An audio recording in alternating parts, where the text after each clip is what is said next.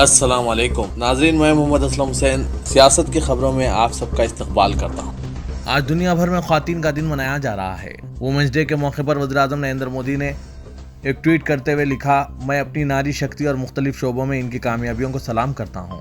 हुकूमत हिंद अपनी मुख्तलिफ स्कीमों के जरिए ख्वातीन को बाइख्तियार बनाने पर तवज्जो मरकूज रखेंगी, जिसमें वक़ार के साथ साथ मौके पर भी जोर दिया जाएगा। वज़ीर-ए-आज़म नरेंद्र मोदी ने मन की बात के एक वीडियो भी ट्विटर पर शेयर करते हुए लिखा, मन की बात की मुख्तलिफ अक़साद के दौरान हमने ख्वातीन को बाइख्तियार बनाने के मुख्तलिफ पहलुओं की नुमाइश की है और निचली सतह पर तब्दीलियां लाने वाली मुतासिरकुन ख्वातीन की जिंदगी के सफर को उजागर किया है।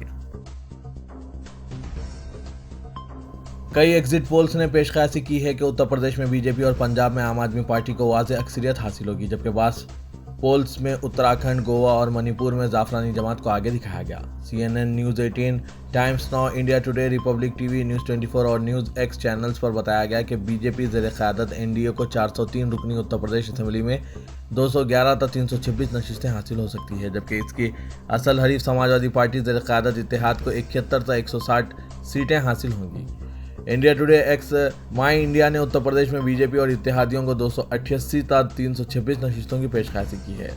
बेशतर एग्जिट पोल्स ने इत्तेफाक राय से पेशकशी की है कि दिल्ली के चीफ मिनिस्टर अरविंद केजरीवाल की ज़ेर-ए-क़यादत आम आदमी पार्टी पंजाब में बड़ी कामयाबी हासिल करेगी। इंडिया टुडे एक्स ने 117 रुकनी असेंबली में से 76 तक 90 नशिस्तें दी है।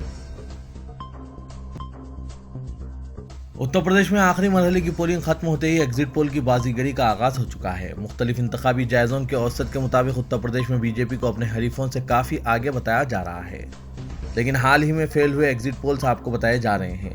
गुज़िश्ता साल मगरबी बंगाल में भी असेंबली इंतखाबात हुए थे, जिसमें एग्जिट पोल के तमाम अंदाजे गलत साबित हुए थे। इसमें बीजेपी को 115 से 192 सीटें दी गई थी, जबकि नतीजा बरामद हुआ तो इसे सिर्फ 77 सीटें ही मिल सकी। इससे कबल दिल्ली में असेंबली इंतखाबात में आम आदमी पार्टी को महज 44 से 53 सीटें ही दी गई थी, जबकि जब नतायज जाहिर हुए तो इस 62 सीटों पर फतेह हासिल हुई थी। बिहार में भी एग्जिट पोल का यही हाल रहा। इससे पहले बिहार असेंबली के इंतखाबात में बीजेपी को 55 से 104 सीटें दी गई थी, लेकिन जब फाइनल रिजल्ट आया तो इसे 125 सीटें मिली थी। 2019 में महाराष्ट्र असेंबली इंतखाबात में भी एग्जिट पोल्स के नतायज गलत साबित हुए थे, जहां बीजेपी को तनहा अक्सरियत दी जा रही थी। इसे मुख्तलिफ इंतखाबी जायज़ों में 181 से 243 सीटें तक दी गई थी, लेकिन जब नतायज जाहिर हुए तो वो 164 सीटों पर सिमट गई थी। इससे साफ जाहिर होता है कि एग्जिट पोल्स पर भरोसा नहीं किया जा सकता। इंतखाबी नतायज 10 मार्च को ऐलान किए जाएंगे, तभी ये साफ होगा। उत्तर प्रदेश असेंबली इंतखाबात के लिए 7वें और आखिरी मरहले की वोटिंग पीर को मुकम्मिल हो चुकी है। अब इंतखाबी नतायज का ऐलान 10 मार्च को होना है। तारीख से कबल तमाम सियासी जमातें अपनी जीत के दावे कर रही हैं। इसके साथ ही अगर हम एग्जिट पोल पर नजर डालें तो वो दावा कर रहे हैं कि उत्तर प्रदेश में बीजेपी की हुकूमत आएगी। उत्तर प्रदेश इंतखाबात के एग्जिट पोल के दरमियान समाजवादी पार्टी सरबराह और रियासत के साबिक वज़ीर आला अखिलेश यादव ने दावा किया है कि इनकी पार्टी हुकूमत बना रही है। अखिलेश यादव ने ट्वीट किया, 7वें और फैसलाकुन मरहले में समाजवादी पार्टी इत्तेहाद की जीत को अक्सरियत से बहुत आगे ले जाने के लिए तमाम वोटरों और खासकर नौजवानों का बहुत शुक्रिया। हम हुकूमत बना रहे हैं। हिंदुस्तान में कोरोना वायरस की रफ्तार थम रही है। वज़ारत सेहत की जानिब से मंगल की सुबह जारी अपडेट के मुताबिक मुल्क में गुज़िश्ता 24 घंटों में कोरोना के 3,993 नए केसेस रिपोर्ट में हैं। इसके साथ ही कोरोना के एक्टिव केसेस 50,000 से भी कम हो गए हैं। मुल्क में गुज़िश्ता रोज़ कोरोना के 4,362 नए केसेस दर्ज किए गए थे, जबकि 66 अफराद कोरोना से जहाँ बाग हो गए हैं।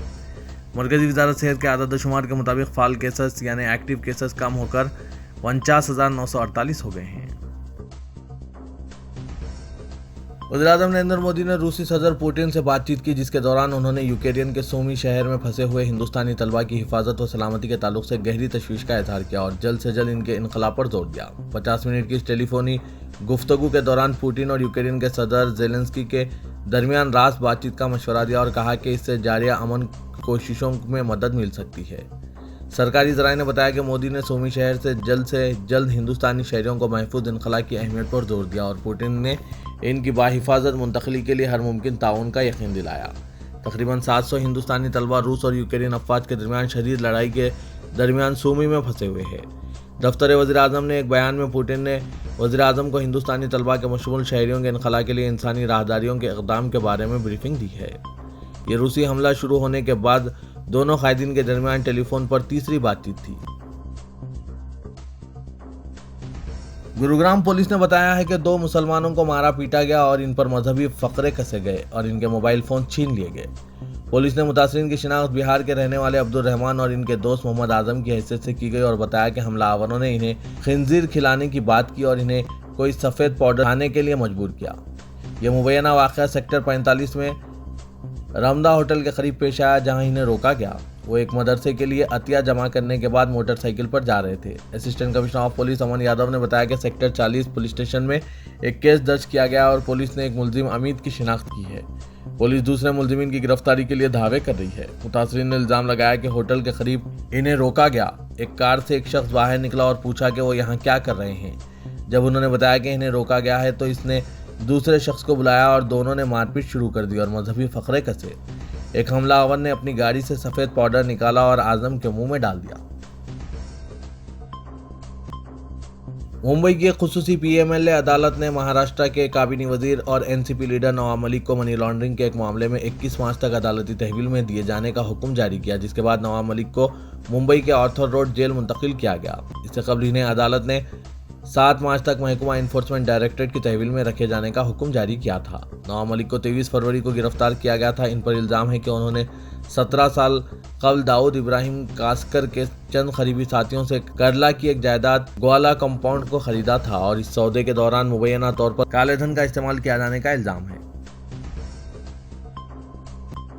औरंगाबाद के मजलिस इत्तेहादुल मुस्लिमीन के रुकने पार्लियामेंट सैयद इम्तियाज जलील की वालिदा मोहतरमा ज़किया सैयद अब्दुल जलील का 7 मार्च को मुख्तसर अलालत के बाद इंतकाल हो गया, जिनकी उम्र 82 साल थी। नमाज जनाजा रात 11 बजे जामा मस्जिद औरंगाबाद में अदा की गई और तदफीन दरगाह हुजूरी शाह मियाँ के कब्रस्तान में अमल में आई। पसमानदगान में इम्तियाज जलील के अलावा बहरीन में मुकीम जफ़र जलील और जेट एयरवेज के साबिक मैनेजर अहमद जलील और 4 दुख्तरान शामिल हैं। शहरियान औरंगाबाद ने खुसूसी तौर पर इम्तियाज जलील की वालिदा के इंतकाल पर इंतहाई रंज व गम का इजहार किया और दुआए मग़फ़िरत की। रूस और यूक्रेन के दरमियान जंग का आज 13वां दिन है। 2 मरतबा मुलाकात के बाद गुज़िश्ता रोज दोनों ममालिक के दरमियान दोबारा मुज़ाकरात का तीसरा दौर हुआ, लेकिन नतीजा फिर वही निकला। ताहम इस मुलाकात में शहरों में फंसे शहरियों के लिए इंसानी बुनियादों पर राहदारी बनाने पर कुछ मुस्बित बातचीत हुई है। वज़रे के ह्यूमन कॉरिडोर आज दोबारा खोल दिया जाएगा। दूसरी जानिब अक़वाम मुत्तहिदा की एक इदारे का कहना है कि रूसी हमले के बाद से 17 लाख से ज़ायद यूक्रेनी मुल्क छोड़कर वसती यूरोप पहुंच चुके हैं। यूक्रेनी मीडिया की जानिब से दावा किया गया है कि रूसी जारियत की वजह से यूक्रेन की नकल व हमल को $10 अरब तक का नुकसान हुआ है। पेंटागन की जानिब से यूक्रेन पर इल्ज़ाम आयद किया गया है। यूक्रेनी मीडिया ने दावा किया है कि पेंटागन के मुताबिक रूस अब यूक्रेन के खिलाफ जारी जंग में शामिल जंगजुओं को भर्ती कर रहा है।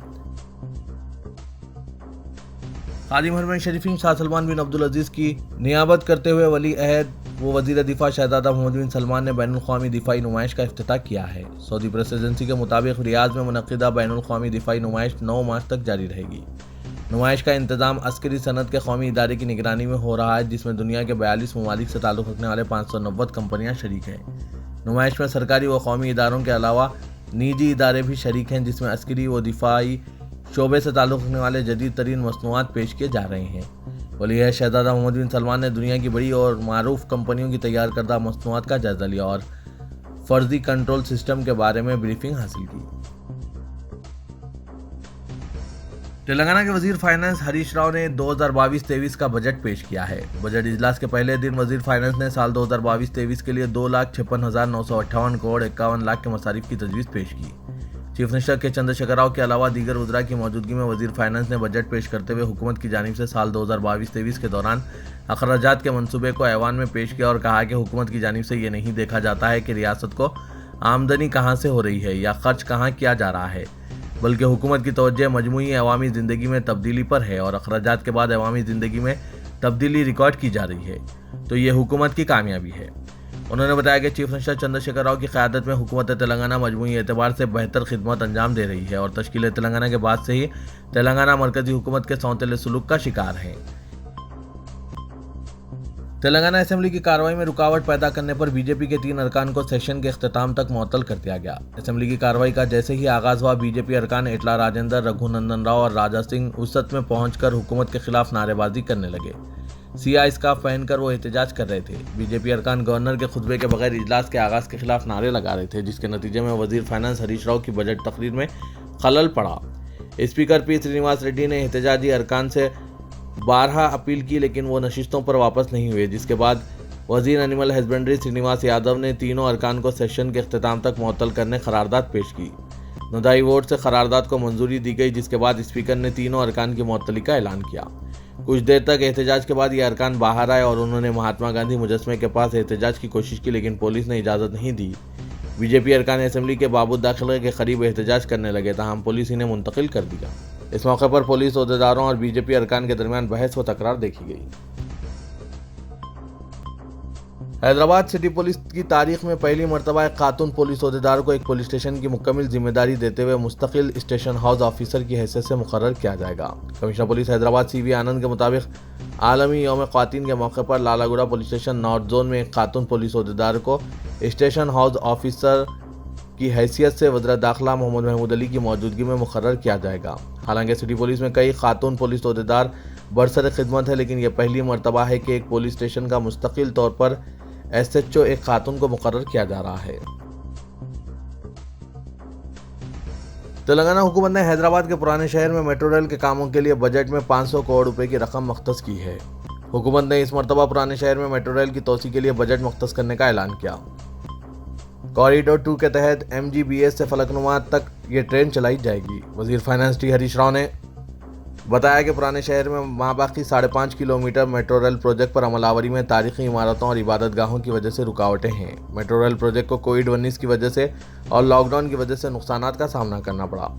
हुकूमत मेट्रो रेल की तोसी के लिए इस प्रोजेक्ट जद में आने वाली जायदादों के मालिकीन की मुशावरत से मेट्रो रेल की तोसी के इक़दाम कर रही है। मेट्रो रेल शहर में फिलहाल 69 किलोमीटर तवील 3 कॉरिडोर्स में चलाई जा रही है, जो मियाँपुर ता LB नगर, जुबली बस स्टेशन ता सिकंदराबाद से इमलीबन महात्मा गांधी बस स्टेशन और नागुल ता रायदुर्ग शामिल है। शमशाबाद एयरपोर्ट को भी मजबूत करने के लिए नए प्रोजेक्ट के लिए 377 करोड़ 35 लाख रुपए की गुंजाइश बजट में रखी गई है। हैदराबाद मेट्रो रेल लिमिटेड की जानिब से इन प्रोजेक्ट पर अमलावरी की जाएगी। तेलंगाना के वज़ीर-ए-आला के चंद्रशेखर राव ने आलमी यौम ख्वातीन के मौके पर रियासत तेलंगाना की ख्वातीन को मुबारकबाद पेश की। उन्होंने कहा कि समाज के तमाम शोबों में ख्वातीन मर्दों के शाना बाशाना मसावी रोल अदा कर रही है। उन्होंने खानदान और समाज में ख्वातीन के रोल को नाकाबिल फरामोश करार दिया और कहा कि हुकूमत ने रियासत की ख्वातीन की तरक्की और बहबूद के लिए कई इक़दाम शुरू किए हैं। तेलंगाना के वज़ीर-ए-आला के चंद्रशेखर राव की गाड़ियों के काफिले में रुकावट पैदा करने की उस्मानिया यूनिवर्सिटी के लीडर अर्जुन नायक ने कोशिश की, जिसको नाकाम बना दिया गया। चीफ मिनिस्टर आज से शुरू बजट इजलास में शिरकत के लिए असेंबली आ रहे थे। उन्होंने रियासत में खाली मुलाजमतों को पुर करने का मुतालबा करते हुए एहतजाज किया।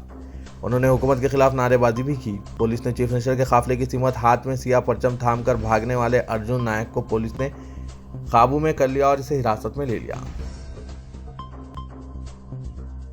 हुकूमत तेलंगाना ने बजट 2022-23 में महकमा अक़लियती बहबूद के लिए 1728 करोड़ 71 लाख की फरहमी का फैसला किया है, जो कि साल गुज़िश्ता के बजट में 200 करोड़ का इजाफा है। साल 2021-22 बजट में महकमा अक़लियती बहबूद के लिए रियासती हुकूमत की जानिब से 1606 करोड़ रुपये फराहम किए गए थे। वज़ीर फाइनेंस हरीश राव ने बताया कि हुकूमत ने गुज़िश्ता 7 सालों के दौरान महकमा अक़लियती बहबूद के जरिए 6644 करोड़ खर्च किए हैं। उन्होंने बताया कि तश्कील तेलंगाना के वक्त रियासत में महज 12 अक़लियती अक़ामती स्कूल मौजूद थे, लेकिन अब 204 अक़ामती स्कूल खिदमत अंजाम दे रहे हैं और इन स्कूलों में 1,14,000 तलबा और तालिबात तालीम हासिल कर रहे हैं। तो ये था आज का खबरनामा। खबरों से मुतालिक कमेंट के जरिए आप अपने ख्यालात पेश कर सकते हैं और साथ ही इस वीडियो को लाइक कीजिएगा। तो मैं मोहम्मद असलम हुसैन अब आप सबसे इजाज़त तलब करता हूँ। तो दीजिए इजाज़त। अल्लाह।